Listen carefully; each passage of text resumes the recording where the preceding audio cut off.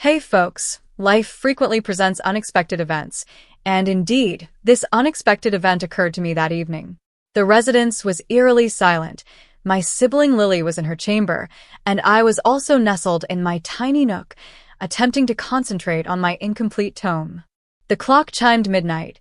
The night appeared to grow denser, with only the sound of the breeze whistling through the window.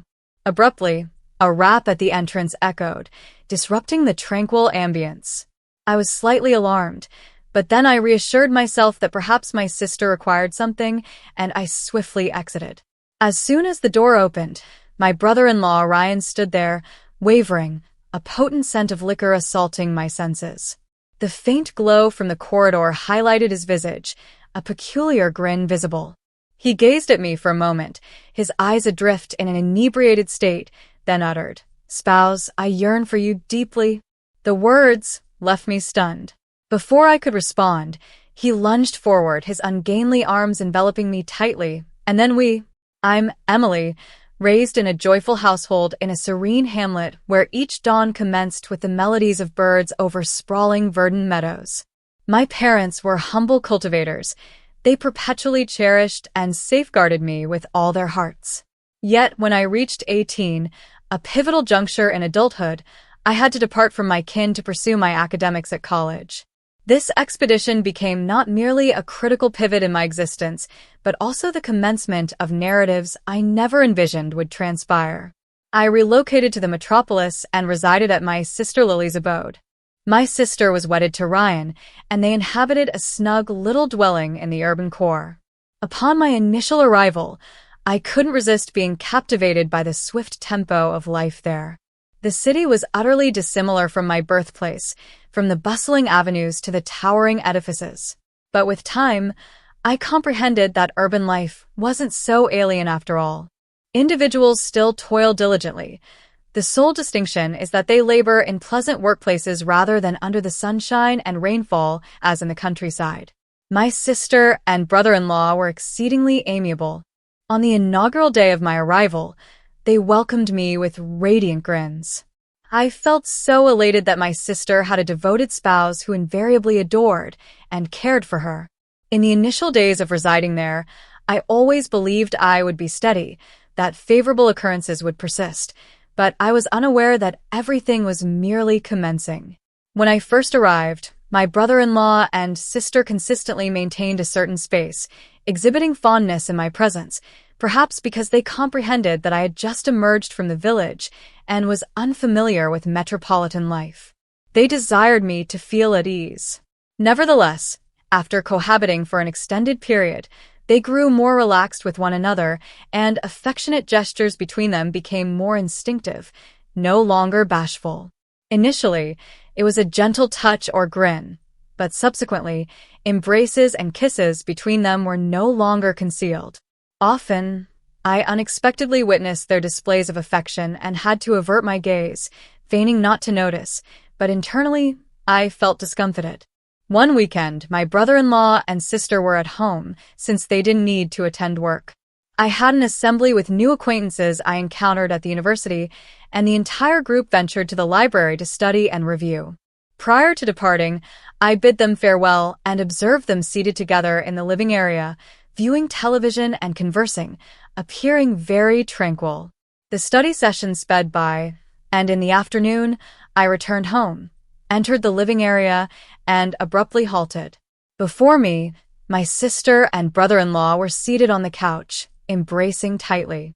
My brother-in-law was tenderly caressing my sister's tresses, and she had her head resting on his shoulder. Moreover, I also caught them in a very tender kiss. This instance made me uncomfortable, and I was uncertain of what to do.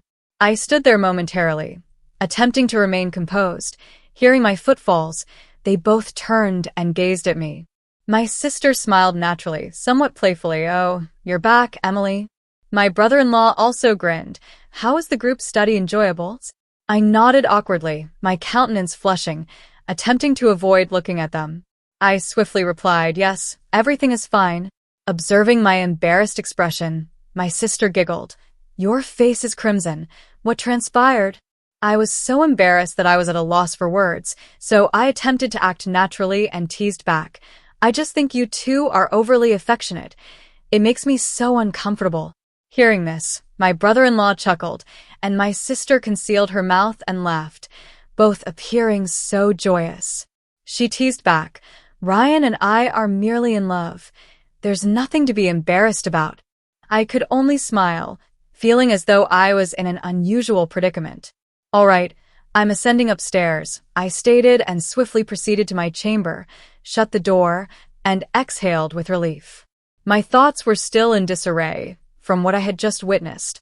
Although I was aware they were husband and wife, and such affection was ordinary, I still felt embarrassed for some reason.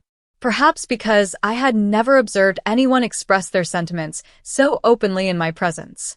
In the village, my parents seldom displayed affection to one another and were very sparing with intimate expressions, so this scene was novel and awkward for me.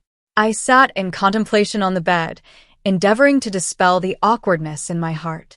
After all, it was beneficial that my brother and sister loved each other so profoundly. They always treated me kindly, always making me feel like a part of their little family in the city. Reflecting in this manner, I told myself that I needed to accustom myself to it, to learn to accept the most natural aspects of life, even if it sometimes made me so embarrassed that I needed to find a means to retreat to my room, as just now. Although I reassured myself that it was normal, that my brother and sister loved each other in that manner, it was good. Every time I witnessed their affection, I couldn't help but sense something in my heart, a peculiar feeling, difficult to name. Perhaps it was the melancholy of a young maiden who had just entered independent life, departing from her family for the first time. Observing how Ryan cared for her, from minor gestures to loving gazes, I couldn't help but secretly hope that one day I would also have someone who would love me in that manner. These thoughts lingered in my mind for a prolonged period, whether it was during study, strolling on the street, or even reclining alone in my chamber. I questioned myself if I would ever encounter someone like that, who could make me feel secure and truly loved. Sometimes I envisioned myself holding someone's hand, sharing life's minor joys, and suddenly laugh at myself. But it was merely my imagination. I believed that life with my brother and sister would always be so serene, a small family, not mine, but sufficient to make me feel warm. But it turned out that life is always brimming with surprises that no one can foresee. That day commenced like any other. I awoke early, had breakfast with my sister, and then headed to school. My sister and brother-in-law also departed from home for work, as was customary, each with their hectic routines. An ordinary day, it appeared to be nothing exceptional. At school, I concentrated on lectures and friends, but in my heart, I always anticipated the evening to return home and have supper with the family, because that was the moment when I felt closest to them. In the evening, as I entered the house, my sister was occupied in the kitchen preparing dinner. I washed up and rolled up my sleeves to assist her. We cooked and chatted, with occasional laughter interspersed with little anecdotes. My sister was always such a gentle and nurturing woman who always bestowed the utmost love upon her family. Dinner was set on the table, with only Ryan absent. My sister sat down, glanced at the clock, and remarked, "Ryan is tardy. He must be engrossed in work." Just then, the phone rang. She swiftly answered it. It was Ryan, who informed her that he would arrive home late that day due to an important meeting to sign a contract with his boss. She softly responded, "Just go to work. Everything is fine. Emily and I will eat first. If you come home late, don't forget to eat."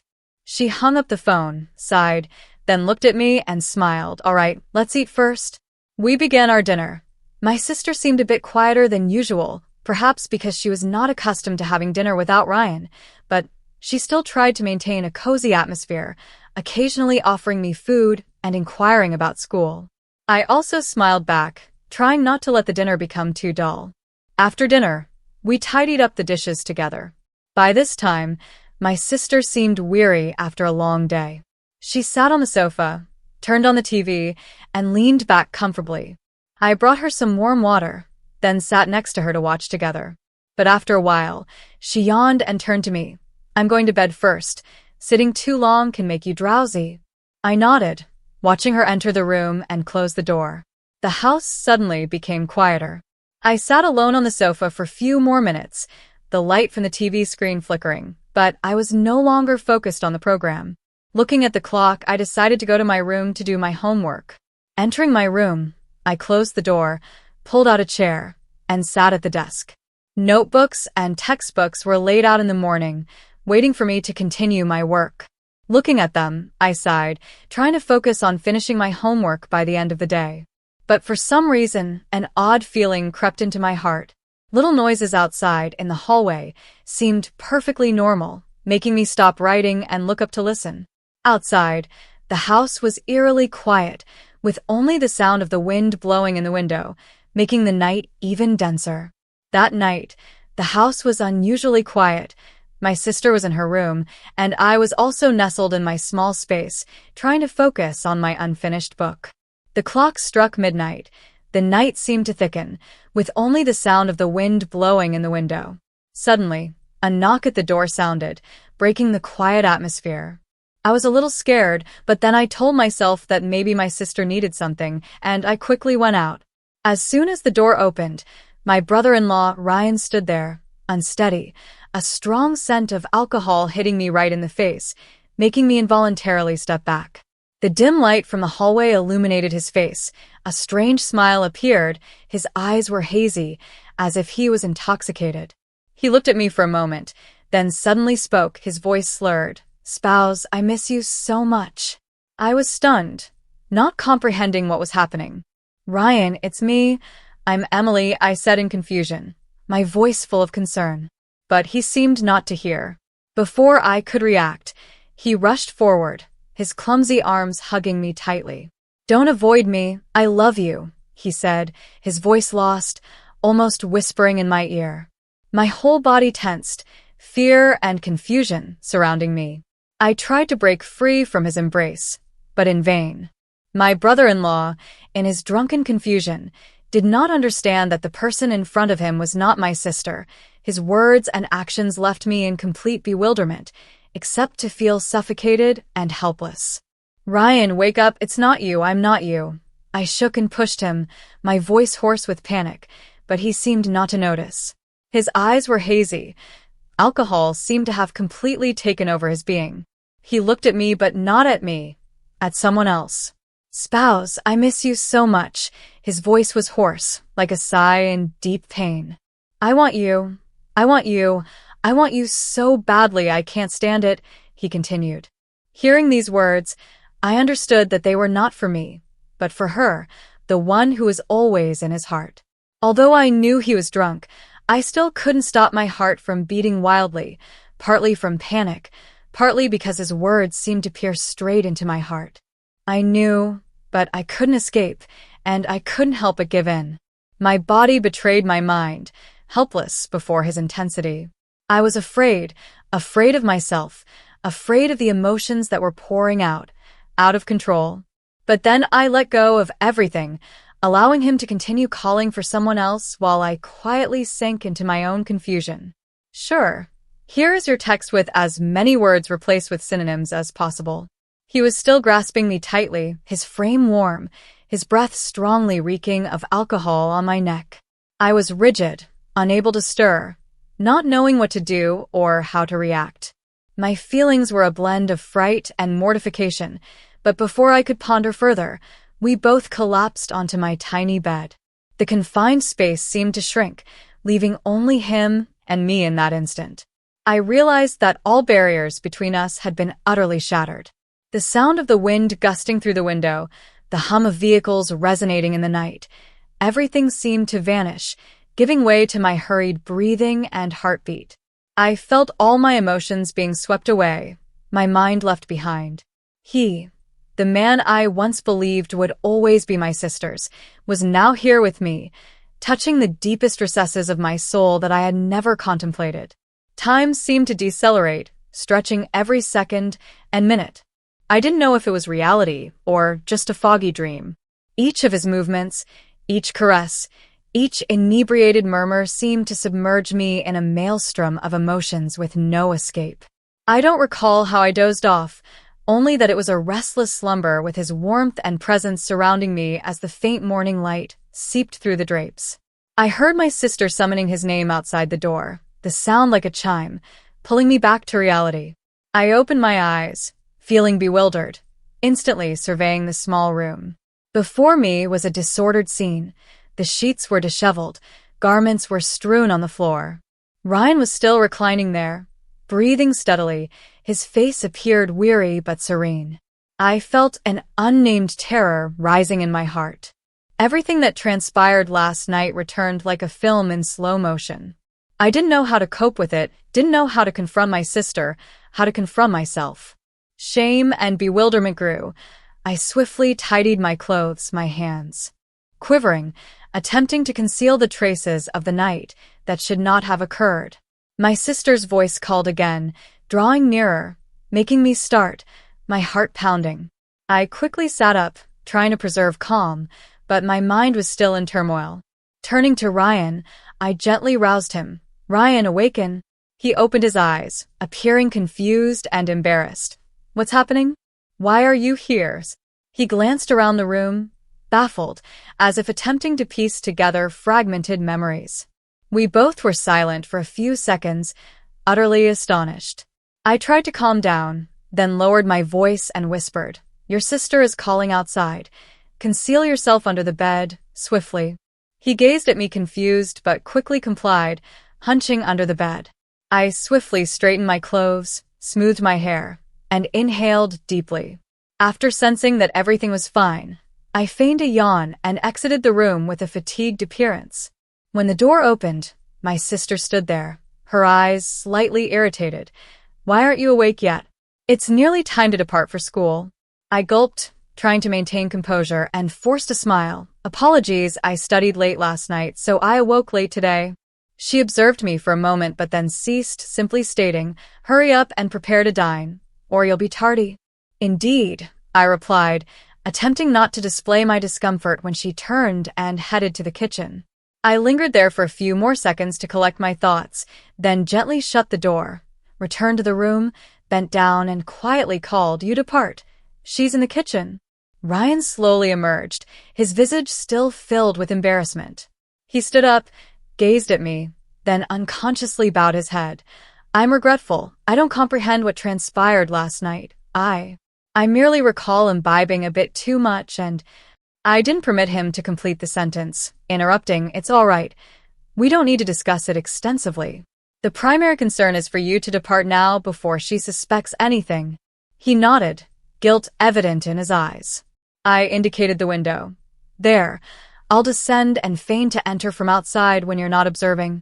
He gazed at me, wavered slightly, but then followed the instructions, each movement cautious and slow to avoid generating any noise. When he securely descended, I exhaled with relief. I promptly changed attire and readied my school supplies, striving to make everything appear normal. Just then, I heard Ryan outside feigning to enter and loudly declaring, "Good morning, so early today." My sister emerged from the kitchen, observed him for a moment, but exhibited no suspicion. "Did you slumber at a companion's? I didn't witness you return home last night." He awkwardly grinned and scratched his head. "Indeed, I had some tasks yesterday, so I arrived home late. I'm famished now." My sister chuckled and guided him to breakfast. I swiftly exited, attempting to appear natural. Everything proceeded smoothly. No one suspected anything, but the term anxiety still lingered in my heart. When breakfast concluded and my sister returned to her chamber to prepare, I seized the chance to murmur to Ryan, "You must be cautious. No one should be aware of this."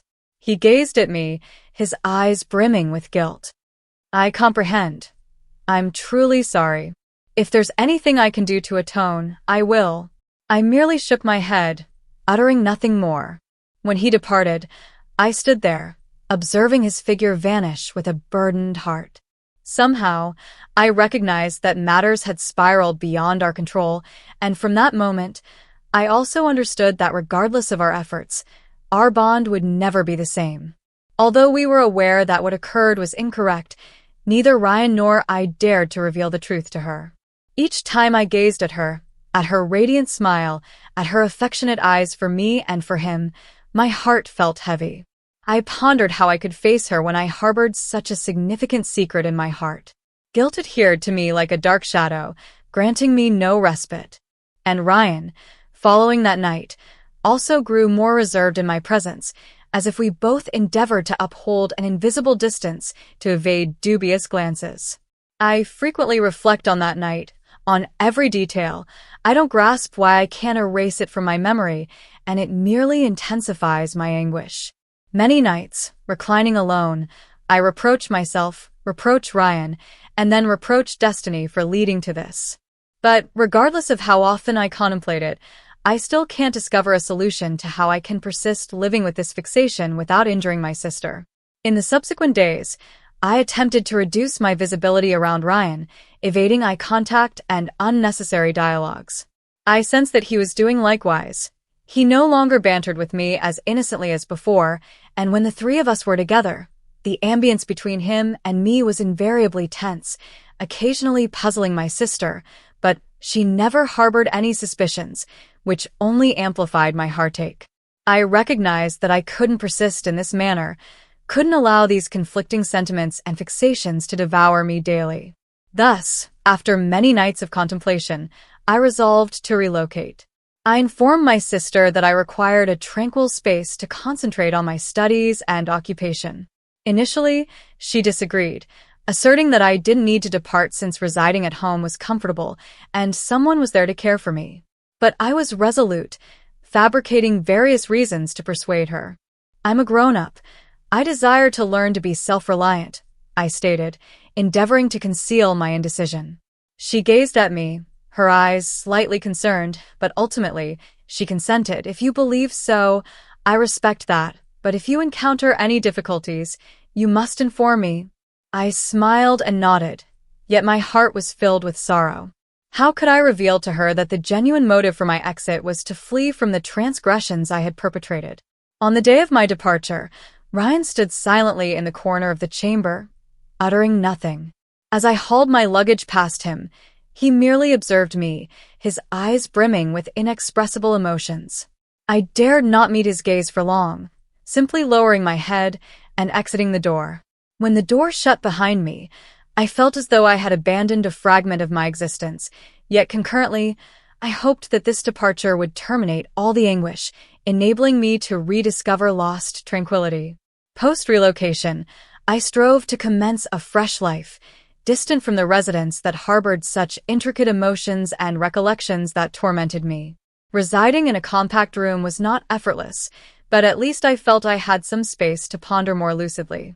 Nevertheless, memories of that night still resurfaced sporadically, particularly in quiet moments. I questioned if I had acted correctly by opting for silence and departure, or if I should have confronted the truth from the outset. But then I realized that certain secrets, when disclosed, can inflict harm not only on one individual, but on many. And I didn't wish to be the cause of that suffering. Ryan and I progressively communicated less, comprehending that distance was essential to safeguard what remained. My sister still routinely called to inquire about her and Ryan, their future plans, and the simple pleasures they shared. Each time I heard her voice, my heart felt both relief and heaviness. I am aware that she still loves and trusts me as before, and I can only endeavor to live well to avoid disappointing her. Over time, I learned to accept that certain errors cannot be rectified, but we can transform ourselves to prevent their recurrence. I learned to pardon myself, not to forget, but to advance.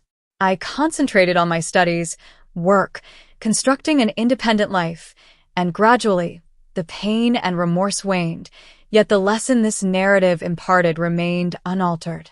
From my tale, I grasped that moments of frailty, decisions made in an inebriated state, can result in repercussions that we must endure for the rest of our lives. My blunder not only impacted me, but also jeopardized my familial relationships. It was a profound lesson in emotional restraint, about boundaries that necessitate respect in relationships, and about accountability to oneself and others. I wish to impart advice to everyone in any relationship. Always remain clear-headed and cherish what you possess. Don't permit transient emotions or weakness to cloud your judgment and forfeit precious things. When confronted with mistakes, instead of evading them, strive to rectify them or execute the right actions to the best of your ability. And most crucially, learn to forgive yourself to progress, but don't disregard the lessons that errors impart. Life is not invariably straightforward, but every challenge presents an opportunity for growth, learning to live more correctly, and constructing a better future. Thank you for listening to my narrative. I hope these reflections offer valuable insights to everyone.